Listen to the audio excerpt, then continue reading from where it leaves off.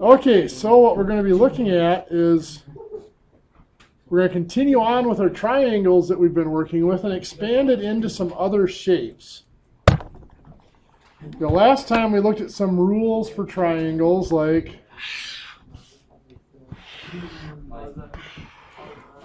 an isosceles triangle. And let's say I know the sides of an isosceles triangle. Let's say I know that this here is 13 inches and this is 10 inches. If I ask you to find the area of that isosceles triangle, can you do it based on what we learned last class and from last semester? Anybody? The first person who can give me the correct answer gets this little packet of color changing Play-Doh. What? Very good. So we got the answer to that. Again, that's all based on the fact that we know that if we draw this in, if it's an isosceles triangle and we're drawing that from the vertex that's between the two equal sides, if we draw it in perpendicular, that's called an altitude. It'll also be an angle bisector and a median. In other words, cutting the opposite side in half.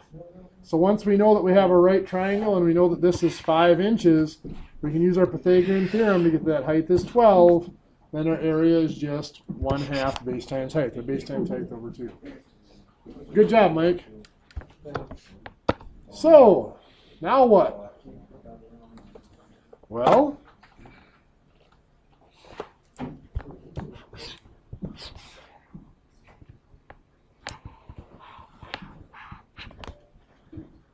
let's say that we have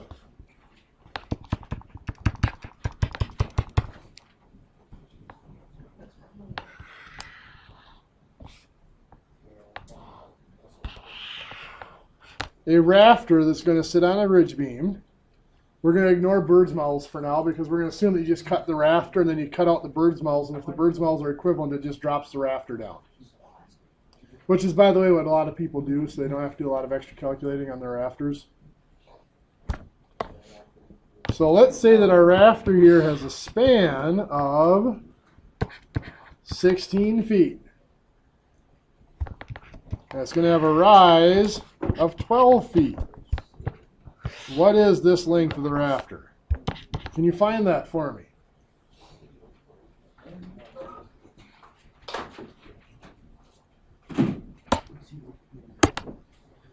So again, square root of 16 squared plus 12 squared is going to give us 20. So would it be adequate to use a 20-foot board? I hear a lot of yeses. Can anybody tell me why that's the wrong answer? 20 foot is the length of the side. But unfortunately, this is not a rectangle. It is a parallelogram. Because you have what's called the plumb cuts. Have you used that terminology yet? Yep. A plumb cut? This plumb cut is going to be perpendicular to the ground or straight up and down, straight vertical. And it's going to be, the angle is going to be determined by the slope of the roof. So this is going to extend, one end is going to extend past. Now this end is going to be right at the end of the measurement, but this end will extend past my 20 feet because of that cut. So we need something most likely at least a few inches past 20 feet. Now as we get into the trig over the next few weeks, that's one of the things we're going to learn is how to figure out how much longer it has to be.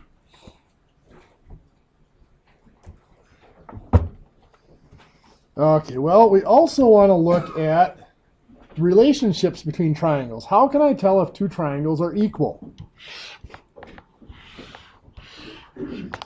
So if I have this triangle and this triangle, now obviously drawings may not be done to scale because we all know my artistic ability. If I tell you that this side is equal to this side, and this side is equal to this side, and this side is equal to this side, must those triangles be equal? Yes, they must be equal.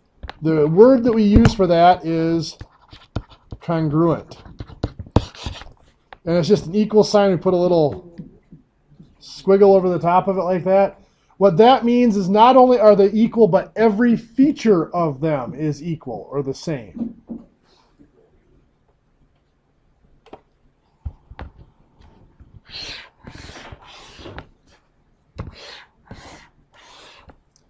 If I tell you that this angle is equal to this angle, and this angle is equal to that angle, and this side is equal to that side, do I know these triangles are the same? Yes, I do. They are the same. They are congruent. They're equal.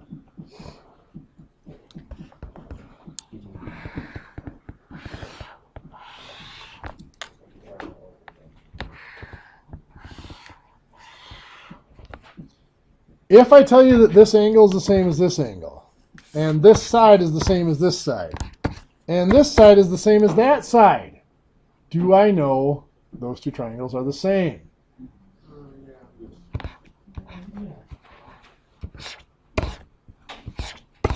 No, I do not. Because if, let's say I have this angle here, and this side is a certain length. Down here, I have two options for this side.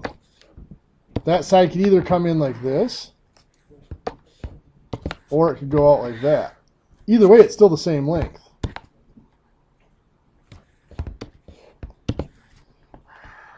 Up here, well, I had all three sides. All three sides always makes the triangles equal. If I have two angles in a side,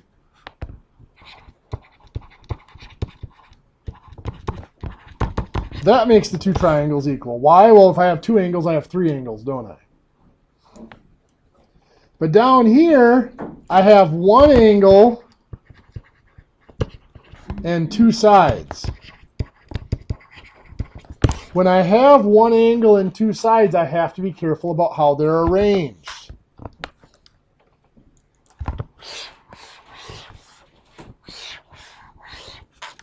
If I tell you that this angle is equal to this angle, this side's equal to that side, and this side's equal to that side, do those two have to be the same? Yeah. Yes, they do. Because here, the one angle is between the two sides. There's no other possibility there. It's a side, an angle in between them, and then another side. Now, up here, and I know this is, we're all adults here, so you guys can handle this. This is an angle and then two sides. And that, of course, is not good. We're all adults. If this were high school, I'd do it differently, but when you have an angle and then two sides that are not, the angle's not between those two sides, you cannot assume the two triangles are the same. This is a very important thing to remember as we get into our trig, because when we start getting into law of sines and cosines, we are going to run into what we call indeterminate triangles, where with the information we're given, there may be a possibility of having two different answers. And we need to be able to figure out what those two possible answers are. Whenever we are given two sides and the angle that's not in between them, we have to be very careful.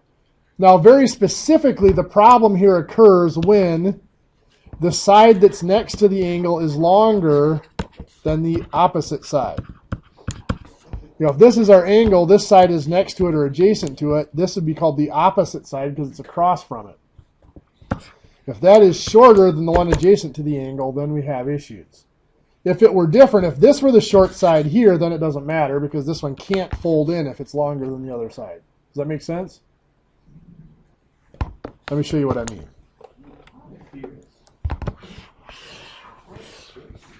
Like if this were the case, watch your mouths, guys. If I tell you those two angles are the same, those two sides, and these two sides are the same. If we assume that because of the drawing that this side is longer than this side, then yes, we can assume they're equal. Because there's no way this side cannot possibly tuck back in because it's longer than this one. Does that make any sense? So you have to be careful with that. You have to have more information if you have two sides and an angle that is not in between them.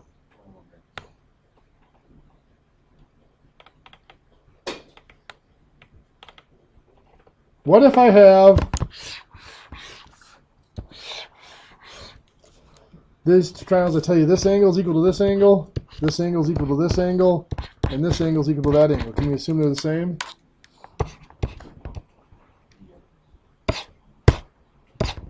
Why not?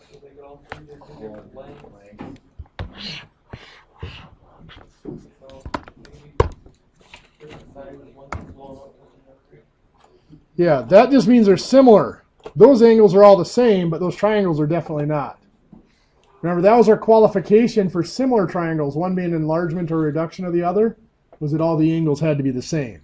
So you have to have at least one side in order to make this work. Anytime you have two angles on a side, of course they're equal. Anytime you have all three sides, they're equal. The only time you have to be careful is when you have one angle and two sides. If you have one angle and two sides, the angle must be between the two sides.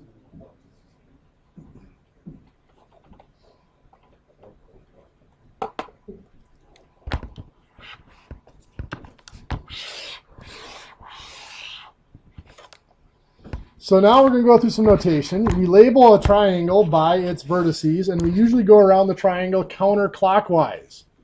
So this would be called triangle ABC. Let me give you some sides here. Let me tell you that this triangle is 12 inches, 16 inches, and 18 inches. And I'm going to draw a line in right here. And I'm going to tell you that that line is parallel to side CA. And I'm also going to tell you that that length is 8 inches long. Can you tell me this length?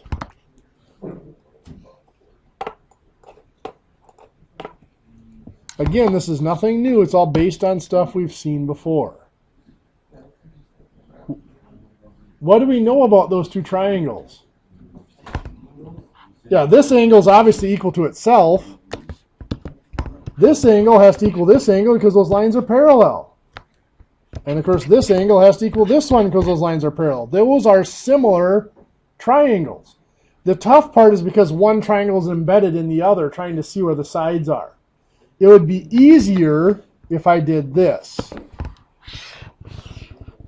I draw this triangle like that, and I pull it out. And I tell you now that this side is 8 inches, and I'm looking for this side. Does that make it easier to see? Yeah, so now we have that 12 compares to 8 as 18 compares to x. And if we cross multiply and divide, we're going to get x equals 12. 12 inches. Simple enough.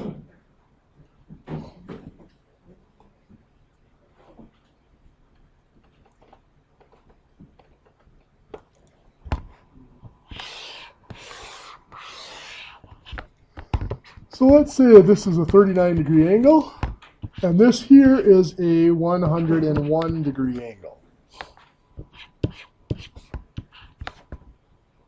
How do we find this angle here? Okay, so what's it got to be? 40 degrees. Very good.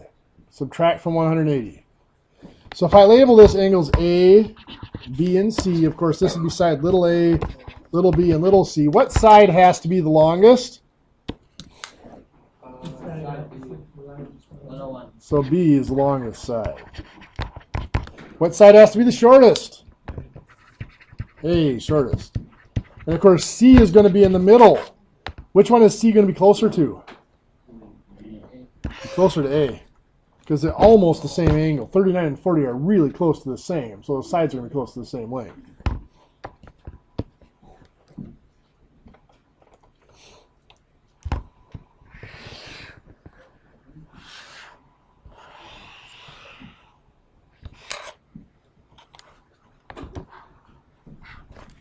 So I have a right triangle here. Now we've done some work. We've talked about isosceles triangles and equilateral triangles and drawing in altitudes on those. from the angle that's in between two equal sides. Here, these are not equal sides. So this is just a scalene right triangle. It's not isosceles at all. But we are still going to draw in an altitude from the right angle to the hypotenuse. Are we able to say anything special about the triangles that are formed there? Nope, we don't know what the angles are.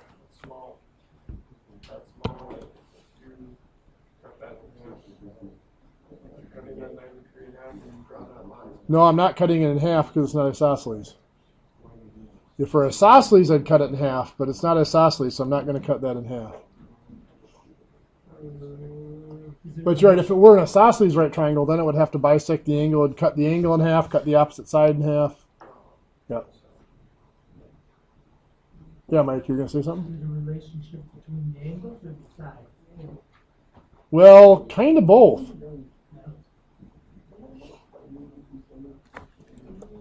Let's do this. Let's say that I'm going to give you that this is 8 inches and this is 15 inches. Yeah, it's just 8, yeah. We know that this is how much? Well, actually, put it this way. From what we have right now, you can find the area of this right triangle without using the 8 and 15. We know, of course, it's going to be, what, 60 inches squared? 8 times 15 over 2, right? What if I wanted the area of just this piece of it? Can you find it? Well, what's the length of this side going to be?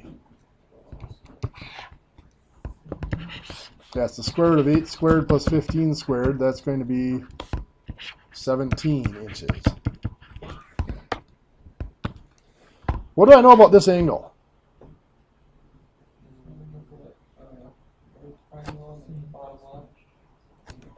This one here? Okay. Well, I know that these two angles, the two in purple, are complements. Because all three angles of a triangle add up to 180. And if this is 90, the other two have to add up to the other 90, correct? So if this is 90, these two must also be complements down here, correct? Which means this one and this one must be the same. Well, these two must also be complements, which means this one and this one must also be the same. So that tells us these two triangles are not equal, they're not congruent, but they are similar. So what we have here is 3 triangles, the big one and then the 2 pieces that are all 3 similar to each other. Once again, it's tough to see because we've got them all grouped together, but let's pull them out. Let's take this one here. I'm going to make it a different color so I can pull it out.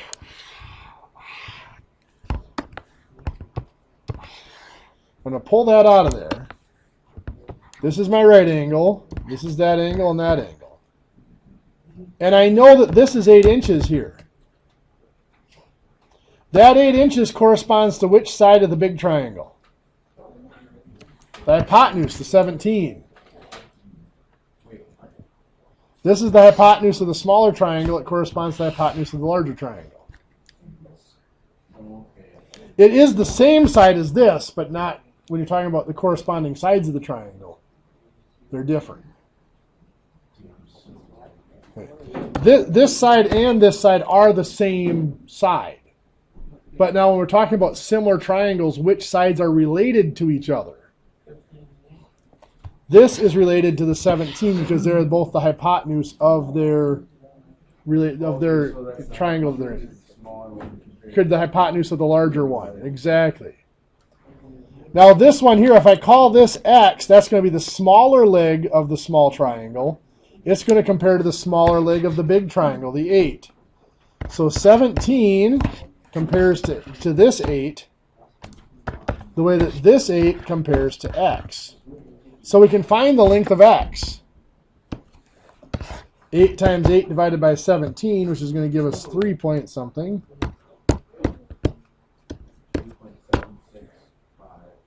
3.765 is correct.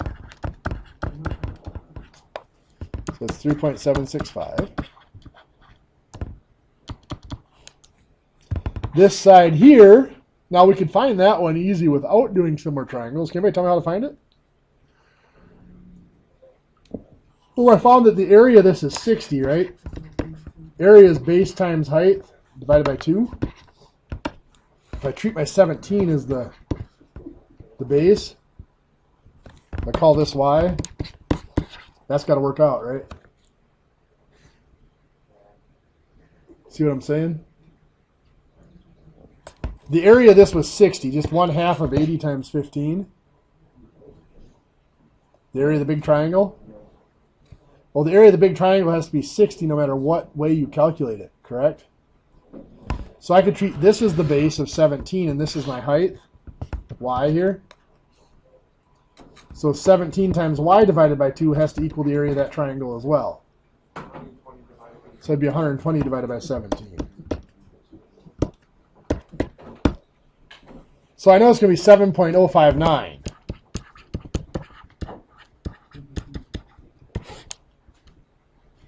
But I could also go ahead and do the same thing as I did with the similar triangles. I know 17 still goes to 8, and now the 15 goes to y. The longer leg of the big triangle goes to the longer leg of the small triangle. I cross multiply and divide, I'm going to get the same answer. It's still going to be 7.059.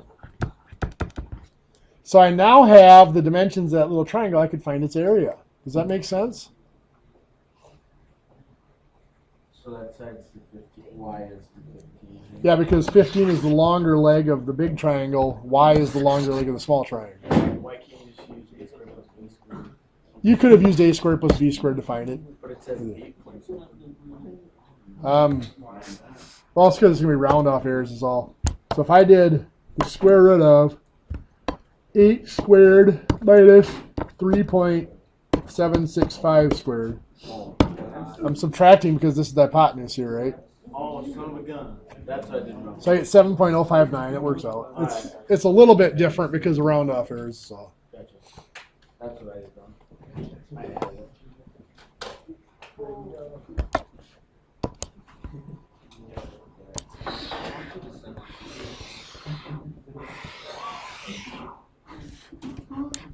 Somebody give me a number between 8 and 20.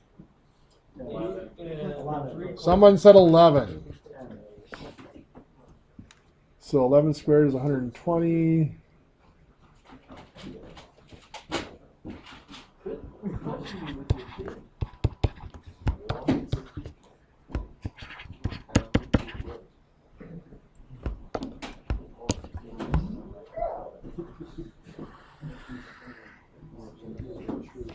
So I'm going to draw in the altitude on this triangle. In your notes, find the area of this triangle for me. This yellow triangle. The larger of the two smaller triangles. How's that? 333. Let's take a look. To find the length of this side, I'm not going to pull it out right now. I'm not going to separate it. But I do have the 61 relates to the 60 as the 60 relates to x, if we call that x. So you can see that's going to be really close to 60. So 60 times 60 divided by 61 is going to give us 59.02. 0.016, I should say. 59.016.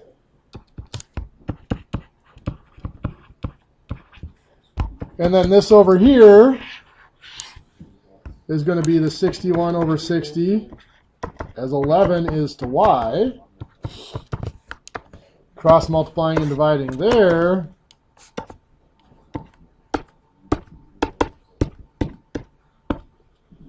Gives us 10.820.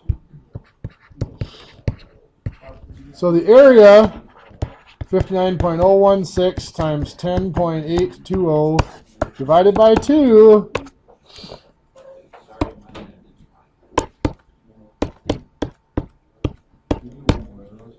is 319.27.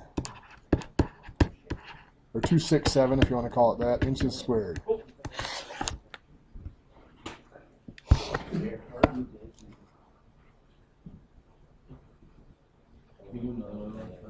Sure. Did you get all that down, Mike? You get all you need after that?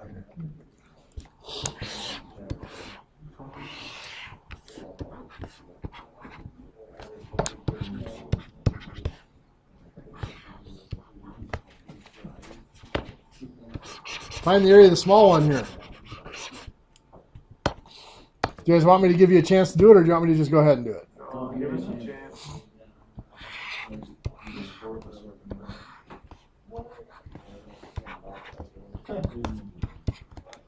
Okay, I'll go ahead and give you a chance. I'll start setting it up here just so I'm ready to go, because we're going to run a little short of time here.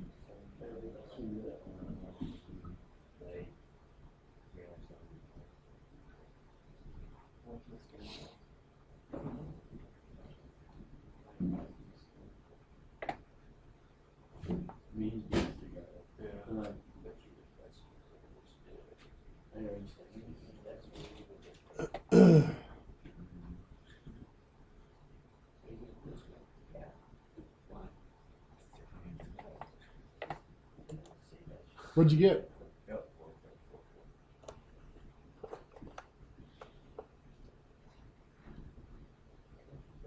What? Just round off differences. Oh, I went, what?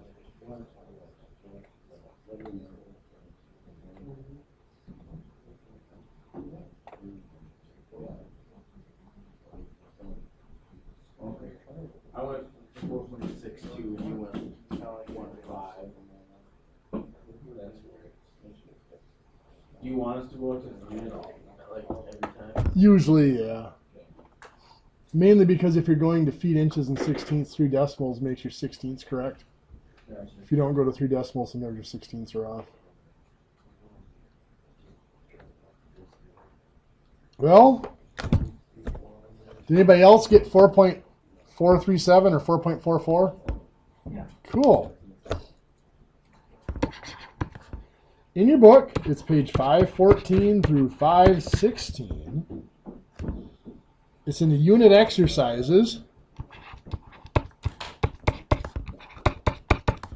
I want you to do 1 through 10. And then also on page 496, exercise 22-7.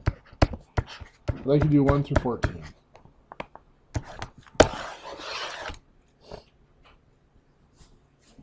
That's a unit. That's just unit exercise. There.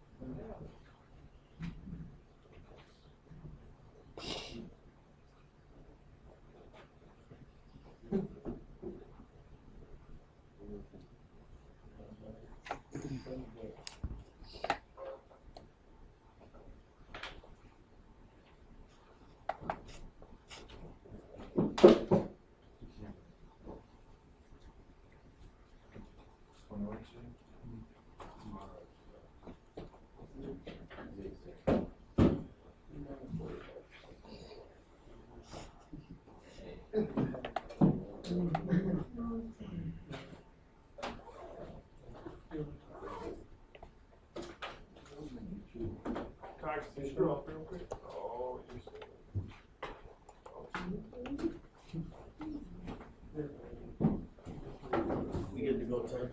Yep. We'll see you guys after spring break. Have a good break.